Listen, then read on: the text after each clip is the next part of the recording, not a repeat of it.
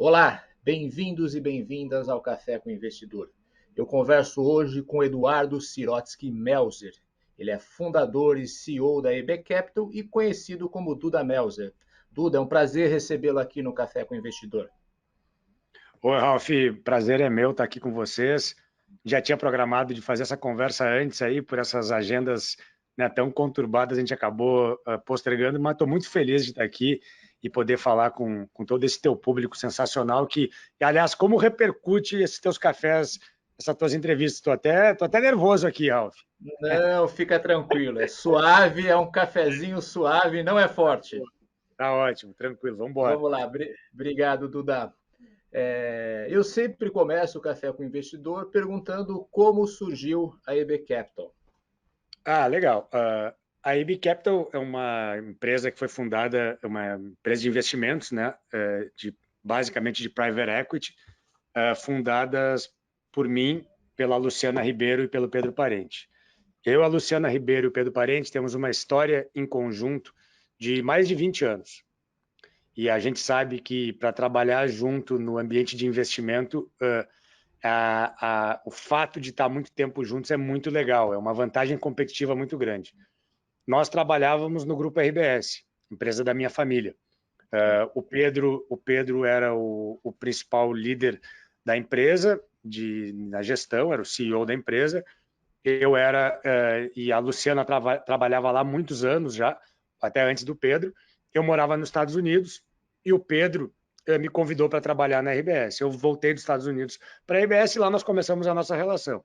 Foi uma trajetória espetacular, de muito crescimento, desenvolvimento e aprendizado. O Pedro saiu, eu virei o presidente da empresa e a Luciana trabalhava comigo. E nós montamos dentro da empresa uma área de investimentos, né? Entendendo que pela geração de caixa que o grupo gerava, nós podíamos fazer investimentos como se faz em private equity e em venture capital. Isso tem muitos anos, nós fomos assim, pioneiros em corporate ventures, etc. Tal. Mas ali nós identificamos algumas coisas. Primeiro, a relevância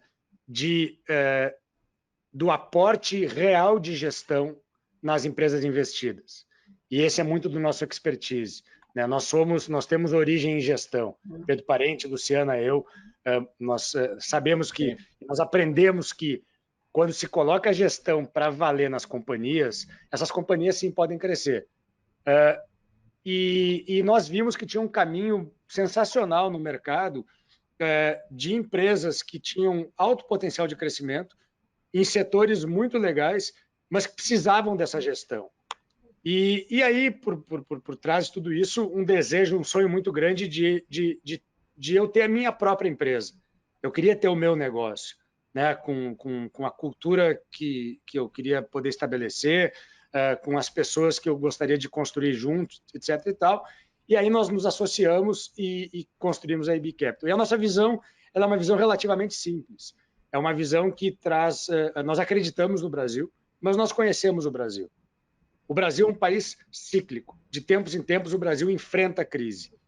Então, se nós identificarmos o que nós chamamos de lacunas estruturais, são ineficiências estruturais do Brasil, que, uma vez aceleradas por investimento e gestão, elas geram alto crescimento. Então, foi com essa ideia que surgiu a IB Capital. Nós identificamos setores, Ralf, que são setores de ineficiência do país. E a partir do investimento nesses setores, da identificação de empresas campeãs nesses setores, com o nosso aporte de gestão e o capital, obviamente, nós temos a capacidade de fazer essas empresas escalarem e enfrentarem até momentos agudos de crise, como a gente vem enfrentando, e provando que é uma tese vencedora, porque mesmo na crise aguda como se vive, e que se viveu nesses anos todos de IB Capital, o nosso portfólio cresce bastante, porque no final do dia nós investimos naquilo que se chama serviços essenciais, basicamente isso. Ô, Duda, quando que foi que surgiu a IB Capital? E ela não é, só para ficar claro, ela não é um spin-off daquele braço de Corporate Venture Capital que vocês fizeram lá na RBS. Ela surgiu de uma forma independente, sem ter ligação com a RBS. Bom, a IB Capital é uma empresa de investimentos independente, não tem nada a ver com nenhuma outra empresa e nem com a RBS. Nós todos saímos da RBS em 2016, 2017 e fundamos a IB Capital como um partnership independente. Os sócios fundadores sou eu, Luciana Ribeiro, Pedro Parente, e nós temos hoje um partnership de mais de 30 pessoas. Nós temos hoje 4% do capital, aproximadamente 4 a 6% é próprio, meu e dos meus sócios, e os outros 95%, 94% é capital de terceiros. Tá? Nós temos aí capital, 40% do capital vem de fora e 60% do capital de investidores brasileiros. E, como eu disse, a nossa tese é uma tese de investir em empresas que são vencedoras, são empresas importantes em setores de alto crescimento e que representam uma ineficiência no nosso país. E a gente tem feito isso de uma forma muito bem sucedida e estamos muito felizes com a nossa tese e com a performance do nosso portfólio. Ô, Duda, que setores são esses que vocês investem? Que você fala que são setores essenciais, mas que também são de carências do país. Vou te dar alguns exemplos que retratam bem isso, né? Fibra ótica. Nós temos hoje, a IB Capital é bem conhecida pela Aloha. A Aloha é a ex-EB Fibra. Fibra é internet de qualidade. Internet de qualidade é um serviço essencial. Hoje, qualquer casa, escritório, residência, em cidade pequena, média ou grande, precisa ter internet de qualidade. Nós já enxergávamos isso antes da pandemia, tá? E depois da pandemia isso ficou mais forte ainda, né? Então, qualquer um tem que ter gás, água, energia elétrica e internet na sua casa. Nós oferecemos um serviço de altíssima qualidade com Fiber to the Home, que é fibra na casa das pessoas. É internet de qualidade. E hoje nós temos a maior empresa independente do Brasil, que chama Aloha. Nós começamos esse deal, Ralph, ele materializa bem o nosso jeito de fazer as coisas. Quer dizer, isso aqui é um buy and build mesmo, assim, né? Que nós fizemos lá, num primeiro momento, uma aquisição numa empresa no interior do Rio de Janeiro, em Carmo, chamada Sumicity.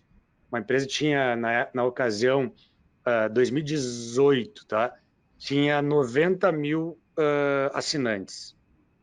A gente foi fazendo um crescimento orgânico espetacular, né, combinando a visão lá do empreendedor local com o nosso conhecimento de gestão. E depois nós fomos fazendo também um crescimento por aquisições também. Hoje nós temos mais de 1,5 milhão de assinantes, né? A gente está aqui alguns anos depois, tendo a maior empresa independente do Brasil, com quase 700 milhões de reais de EBITDA. Tá? Então, aqui, por que eu acho que materializa bem? Porque todos os aspectos que a gente fala, eles aqui acontecem. Quer dizer, é um projeto de crescimento importante, que requer gestão. Não adianta comprar e fazer crescimento orgânico nessas empresas no Brasil inteiro, se não tiver um processo de gestão muito forte para dar suporte e um crescimento sustentável, né? E tem um negócio que é importante para a gente, que é retorno gerando uma externalidade positiva. Nós acreditamos muito que quando a gente pode gerar retorno gerando uma externalidade positiva, isso nos deixa muito satisfeitos, né? Porque é a nossa tese. A gente acredita que a gente quer gerar muito retorno, ganhar bastante grana, gerar muito retorno para os nossos investidores e para o nosso partnership, obviamente, e para quem a gente se associa, mas fazer isso também ajudando a desenvolver o Brasil. O Brasil precisa de empresário com responsabilidade, e nós somos. Então, a hora que a gente bota a fibra ótica no Brasil inteiro, a gente está ajudando nesse sentido. Nós temos uma outra que eu adoro também, eu adoro tudo que a gente fala, né?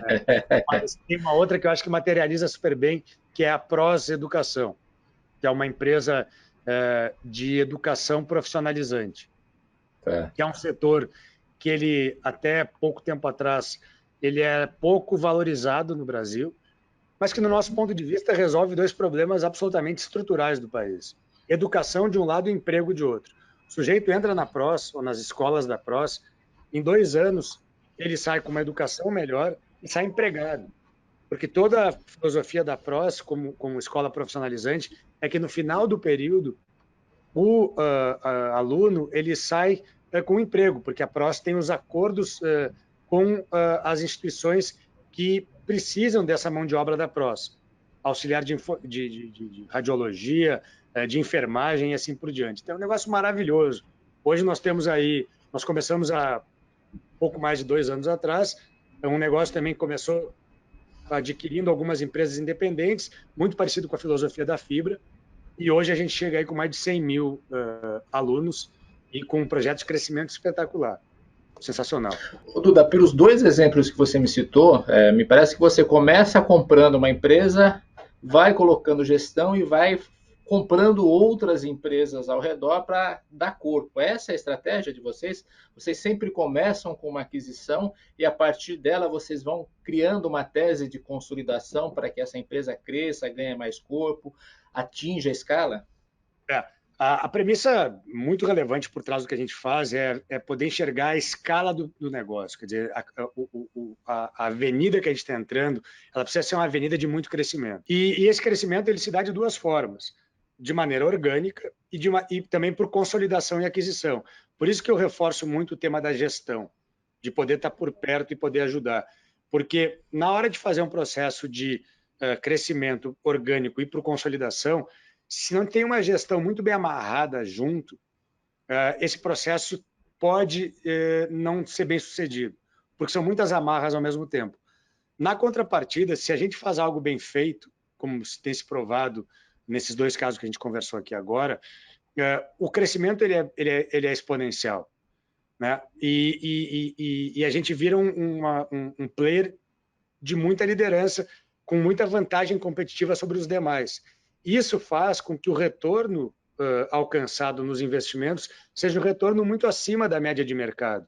E aí que está a nossa tese de poder gerar retornos muito elevados, independente de cenário macroeconômico. Também porque os setores que a gente acaba se inserindo são setores que eles são mais resilientes ou, às vezes, até imunes à crise. Pegando esses dois exemplos, mas eu vou te dar um outro para a gente sair também. Por exemplo, na crise, o sujeito não vai deixar de fazer, não vai deixar de ter a internet de qualidade em casa. Né? Ele não pode não ter água, não pode não ter gás, ele vai ter internet. Né? E na educação a mesma coisa. Eu fiz uma conversa com um aluno, uma pessoa muito simples, que era jardineiro, e ele estava investindo lá R$ 400 por mês do salário dele de pouquinho mais de R$ 2.000, porque ele disse: doutor, a gente está num momento difícil, mas depois de 2 anos que eu investi R$ 400 por mês, eu vou sair ganhando quase R$ 4.000. Então é um esforço de 2 anos para eu quase dobrar a minha renda para a minha família. Eu sustento a minha sogra e a minha mulher e a minha filha. Então, para mim, vai ser muito importante isso. Então, essa capacidade de melhorar a vida das pessoas é espetacular. Então, mesmo na crise, com essa consciência, as pessoas ficam associadas a esses projetos. Então, isso se prova negócios de muita resiliência em momentos de mais dificuldade. Você já falou, Duda, a palavra gestão aqui várias vezes. Você tem bastante experiência de gestão, o Pedro Parente também tem muita experiência de gestão, ex-CEO da Petrobras, BRF, RBS, sei lá, os principais, grandes empresas sempre tiveram o Pedro Parente como CEO. De que maneira essa experiência de vocês, sócios, entram e ajudam na gestão dessas empresas? Não tem uma cartilha definida de assim que a gente vai. Quando eu ouço algumas histórias de investimento e eu ouço assim, bom, a nossa cartilha é essa, a gente troca o CFO, a gente faz isso, a gente faz aquilo, não é como a gente trabalha. Gestão, no nosso ponto de vista, é uma ciência e uma arte ao mesmo tempo. Quer dizer, a gente precisa entender quais as oportunidades a serem destravadas naquela empresa e naquele setor. E aí se tenta criar uma condição para que o aporte que vai ser dado é o aporte de destravar valor. Então, tem casos que se precisa de governança, tão simples quanto isso. Poxa, vamos estabelecer um sistema de metas, um sistema de fóruns para acompanhamento, tem ambientes que se precisa de um novo time, né? Tem ambientes que precisa de uma operacionalização financeira mais robusta para suportar o crescimento novo. Então, não tem uma receita de bolo. O que tem é uma visão muito firme de que o que ganha o jogo é a execução. Não é o PowerPoint, não é o plano. O que ganha o jogo é botar a mão na massa e fazer. Isso não significa que nós, individualmente, coloquemos lá a mão na massa todos os dias para fazer, mas a gente sabe quem pode ajudar para fazer. A gente sabe quem traz para perto e nós nos envolvemos muito. Né? Nós realmente nos envolvemos, nós caímos de cabeça, tanto sob a perspectiva da gestora, mas na investida também. Nós nos aproximamos, nós ficamos muito perto, a gente procura entender qual o real ponto de dor daquela empresa que nós investimos. Né? Isso mesmo antes de investir. A nossa diligência, ela, claro que faz uma diligência bem padrão, tributária, fiscal, trabalhista, do tamanho de mercado, etc. e tal, mas ela também faz uma diligência muito detalhada de quais são os pontos que a gente pode ajudar a destravar para gerar crescimento. E se a gente tem essa capacitação, essa condição. E porque esse é o nosso valor agregado. Eu acho que o capital, muita gente tem capital disponível, e a gente tem capital disponível, mas o que a gente agrega e o nosso diferencial não é só o capital, é a nossa capacidade de realmente, com a execução, poder fazer a diferença. Né? Várias vezes nós nos associamos com fundadores, empresários, empreendedores que dizem que gostam de fazer negócio com a gente porque nós somos um deles. Nós também nós somos empresários, nós tocamos empresas, então a conversa ela não é uma conversa teórica, é uma conversa concreta de pares. Você tem um cheque padrão que você investe ou depende dessa análise que você faz para saber o quanto é necessário para destravar valor?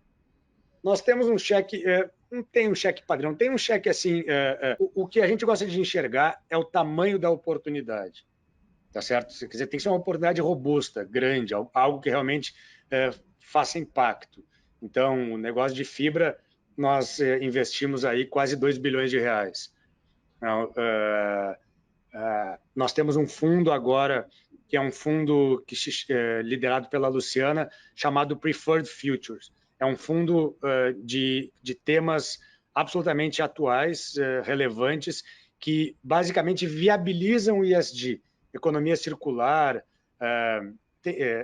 algumas coisas de saúde, assim, temas, como eu disse antes, que eles são atemporais a qualquer crise. Né? Quer dizer, não existe mais empresa que possa se dar o luxo de não estar vinculado a temas vinculados a temas relacionados a ESG. Não tem crise ou não crise. E esse nosso fundo investe em empresas que viabilizam o ESG. Tá certo? Então, esse é um fundo de 1 bilhão de reais, com 4 ou 5 investimentos. Tá certo? Então, aí a gente pode imaginar que a gente vai ter investimentos aí de 200, 300 milhões de reais, mais ou menos, por vertical dentro do fundo.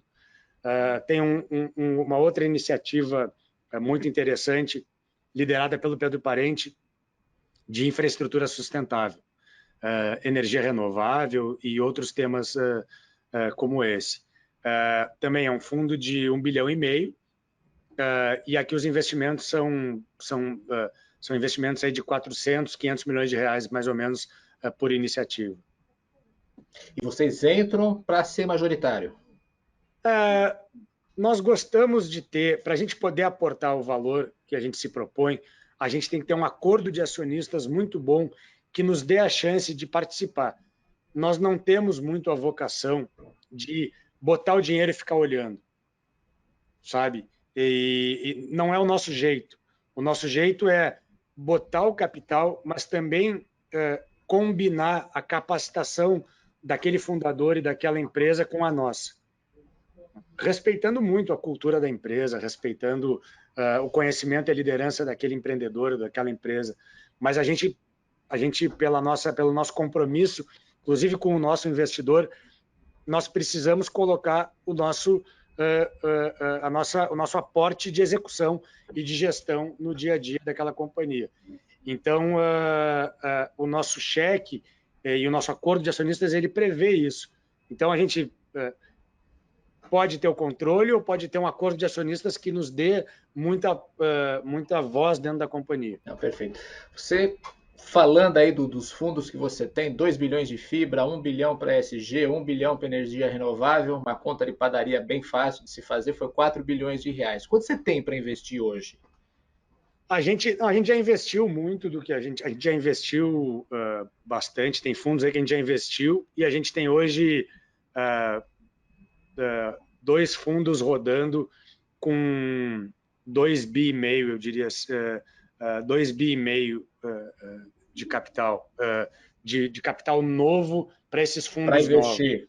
Para investir. Tem 2,5 bi para investir agora. São fundos que não estão fechados ainda, que a gente ainda está captando, mas que são fundos aí que são 2,5 bi para investir nessas áreas que eu te comentei agora. Essas áreas é energia renovável e ESG. Infraestrutura sustentável e um fundo de Preferred Futures, que é o ESG. Perfeito. Dado ao fato que vocês estão captando e que vocês têm dinheiro disponível para investir, esse é um bom momento para investir agora nos projetos que vocês estão se propondo a investir? E faço essa pergunta por conta do seguinte cenário. Há hoje um sell-off principalmente bem grande de empresas tech, que não é o caso do que vocês investem muitas vezes, e isso tem feito que muita gente tire o pé dos investimentos. Como você está enxergando esse momento? Não, a gente nunca entrou em loucura de valuation, sabe? Nunca. A nossa visão de business ela é uma visão muito objetiva, sabe? Então, nós nunca entramos nessa loucurada e estamos aqui com os nossos fundos para investir. Eu acho que é um ótimo momento, né? Tem muitos players, muitas empresas querendo buscar sócios com as nossas características. Eu acho que uma das principais vantagens competitivas da AB Capital é o nosso deal flow. Nós participamos dos processos competitivos, sim, mas nós também temos muitos deals proprietários, empresários que querem se associar com a gente, porque, como eu disse antes, nos enxergam como um parceiro, como um peer, então, tem um pouco mais de afinidade com a gente. E tendo caixa, tendo capacidade e tendo uma visão clara do que se quer fazer, é um bom momento. Mas a gente não fica no mercado... Da mesma forma que a gente não entra como, digamos assim, na loucura do valuation, todo mundo está entrando, todo mundo está comprando, vamos entrar, e os múltiplos, nós também não ficamos aqui de forma oportunística, vendo quem está mal e vamos lá, ou quem está precisando jogar uma boia. Não é o nosso jeito. Nós somos sócios muito estratégicos, sabe? Então, o que a gente quer construir é uma bela história em conjunto, uma história de muito sucesso em conjunto. A gente tem aí um sócio espetacular, que é, para mim, um dos principais empreendedores que eu conheço, chama Márcio Gurgel. Ele é o fundador da Loja do Mecânico. A Loja do Mecânico é um case de sucesso espetacular. Nós nos associamos, compramos o controle da Loja do Mecânico em 2020, no auge da loucura de valuation, todo mundo pagando múltiplos incríveis, e a nossa proposta para o Márcio foi uma proposta dizendo: Márcio, tem que ver qual é o teu objetivo. Quer dar uma porrada agora num valuation estratosférico? É um caminho, ou quer dar uma porrada na construção do projeto, sabe? E a gente construiu uma relação espetacular. O Márcio é um cara que conhece o setor como ninguém, tem uma cultura e uma liderança incrível na empresa, mas bebe muito da nossa experiência de gestão. Aproveita muito. Então, a gente criou todo um sistema de governança, nós ajudamos a montar parte do time novo e ajudamos também a construir uma estratégia de futuro, dando à companhia um caminho de crescimento que não era nem imaginado antes, que não era nem pensado antes. Então, essa combinação ela é muito maior do que se tivesse pago o dobro do que nós pagamos no valuation na entrada. E então é um pouco do nosso jeito de trabalhar, é assim que a gente faz. Mas como convencer o empreendedor de que vale a pena ter uma valuation menor agora, de que isso no futuro vai ser melhor? Porque tem muita Não, gente que vê as cifras e não e acaba mas topando. depende do empreendedor, que estava dizendo assim, o Márcio é um empreendedor muito maduro. Quando ele nos procurou, ele falou: eu quero alguém para me ajudar a construir o próximo ciclo. Eu construí o primeiro ciclo sozinho até agora e eu quero alguém para me ajudar a construir. Ótimo, essa é uma proposta de valor. Que a gente estava falando o seguinte: se é um bom momento para investir agora, nós não vamos pagar nunca mais do que a gente acha que vale, porque o mercado está pagando. Então a gente não vai investir. Então nós não vamos investir, porque pagar mais, nós estamos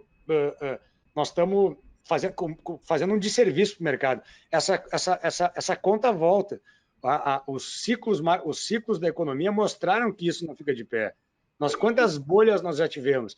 Nós estamos assistindo essa estourar aqui agora com muita tranquilidade, sem ter se posicionado na outra ponta. Porque nós não pagamos mais do que a gente acha que vale, porque o mercado está pagando. Então nós vamos perder o deal. Nós não vamos perder o deal, nós não queremos fazer o deal. É diferente. Sabe, pagar o que não vale, no nosso ponto de vista, é não fazer. O dinheiro não é nosso, o dinheiro é do nosso investidor, é parte nosso. Eu tenho a premissa no meu negócio, que é uma premissa que eu trago de vida, de família, de aprendizado. Não faça para os outros o que você não gostaria que fizesse para você. Então, você pagaria com o seu dinheiro isso? Não, mas o dinheiro é do fundo, o fundo equilibra. Não é assim que funciona no nosso ponto de vista.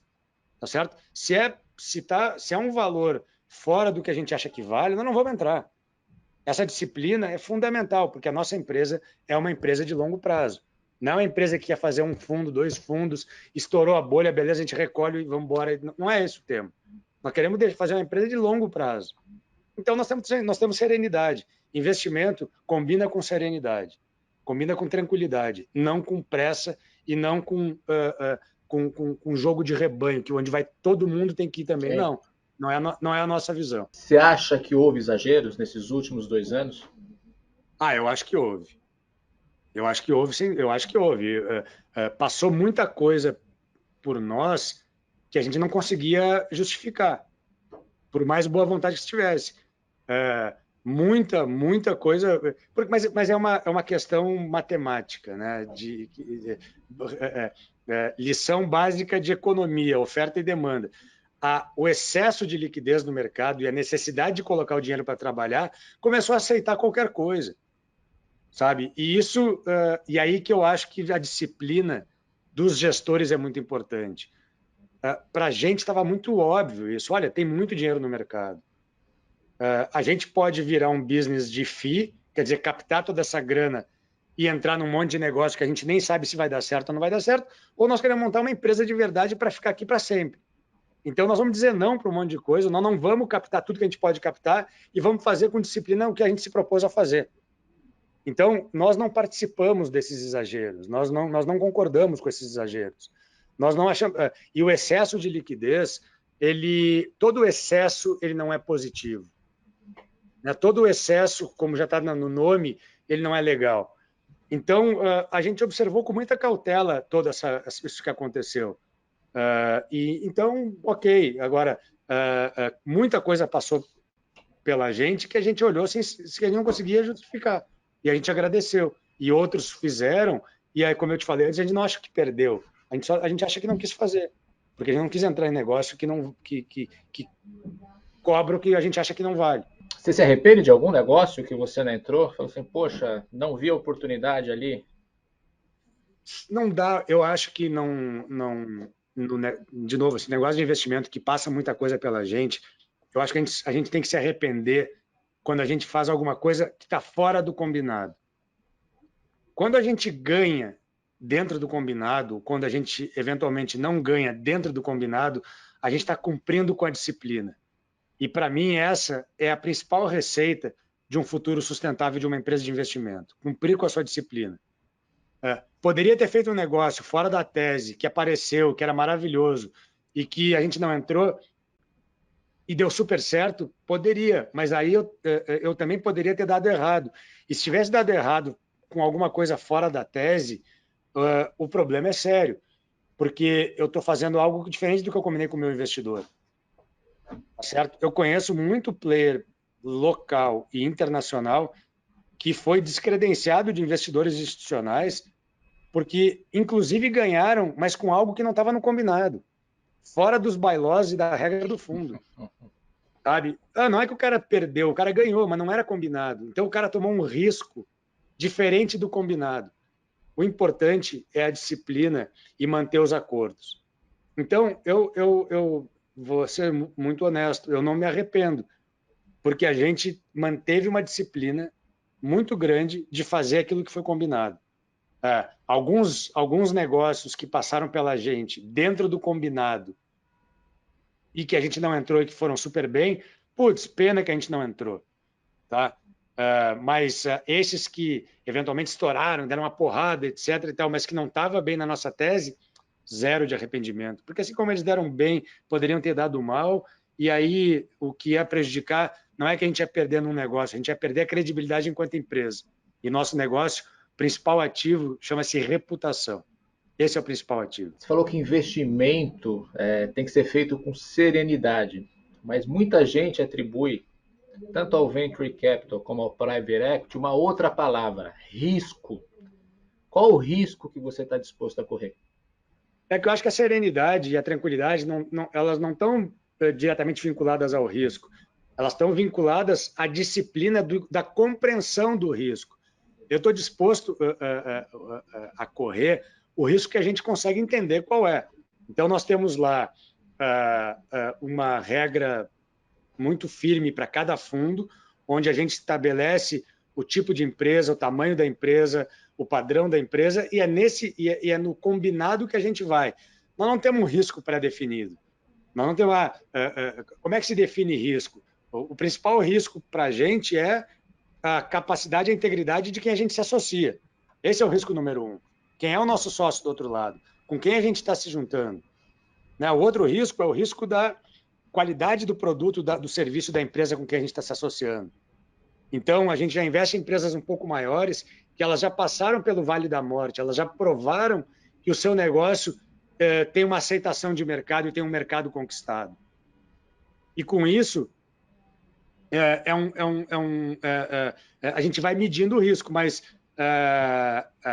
o tema da serenidade, da tranquilidade, da capacidade de entender com profundidade onde a gente está entrando, a gente não abre mão disso. Tem que responder para ontem. Então, a resposta não vai ser ontem, vai ser agora. Se tem que responder para ontem, nós não vamos. Porque, sabe, tem muito negócio no mercado, tem muita oportunidade no mercado, tem muita gente boa fazendo negócio. E como eu te falei, a nossa credibilidade, a nossa reputação, a nossa diligência, o nosso cuidado com que se faz as coisas é fundamental. Então, ninguém de fora vai ditar o nosso ritmo.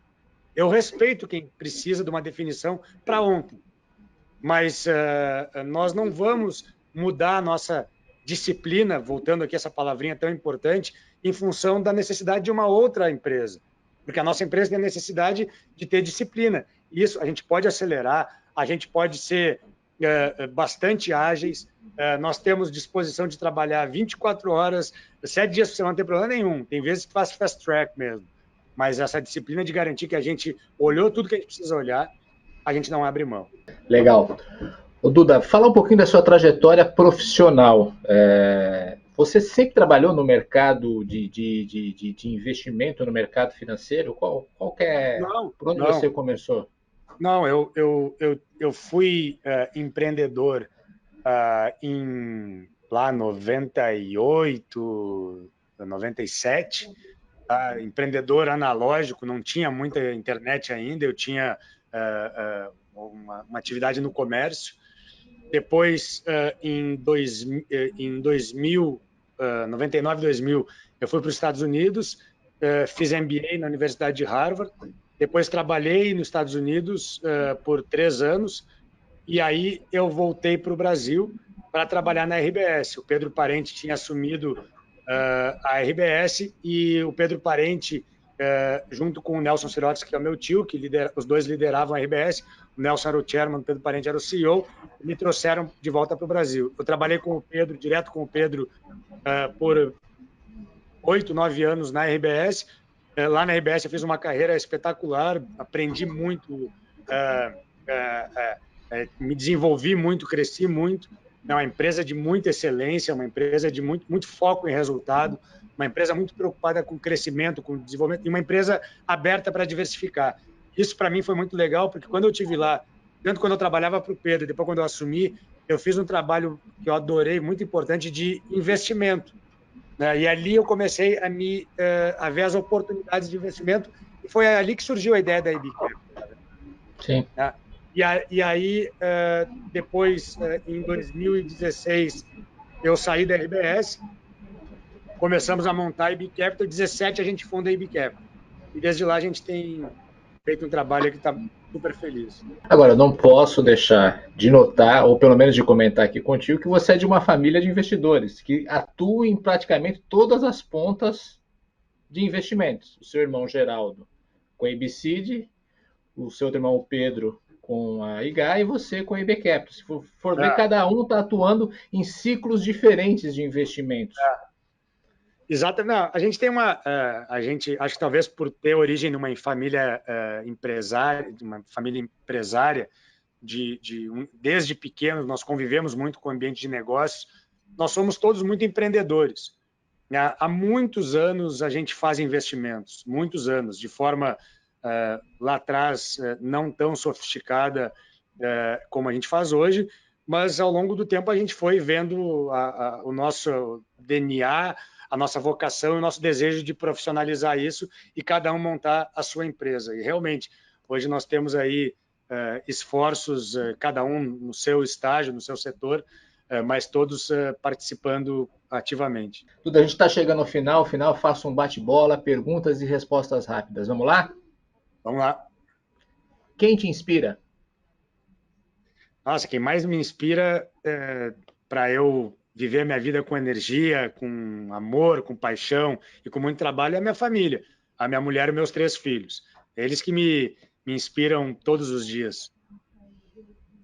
Um empreendedor ou uma empreendedora que você admira?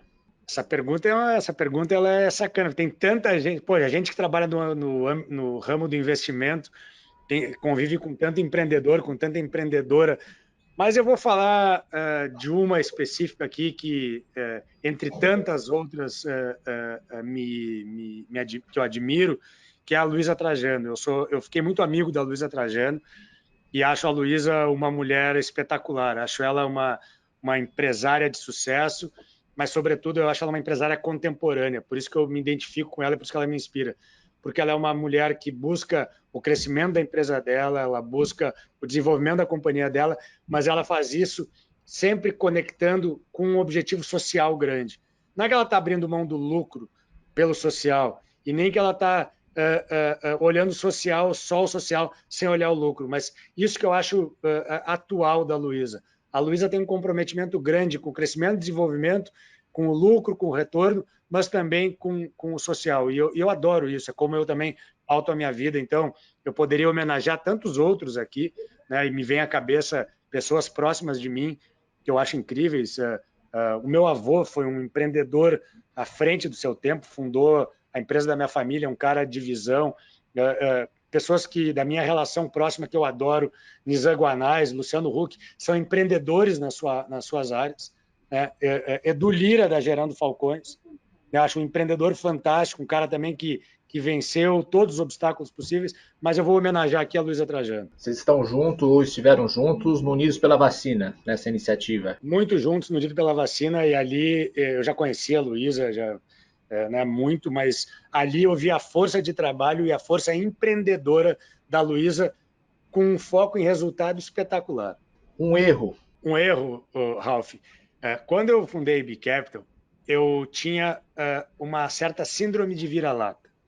Como eu não era da indústria de investimentos, eu achava que, como eu vinha do mundo da execução, da operação, um mundo empresarial, eu achava que eu tinha que me inserir nessa indústria sendo um igual. E quando eu comecei a tocar IB Capital, eu vi que a maior vantagem competitiva era exatamente não ser um cara diferente. E que as minhas principais vantagens nesse negócio era toda a experiência que eu trazia, que é diferente da indústria.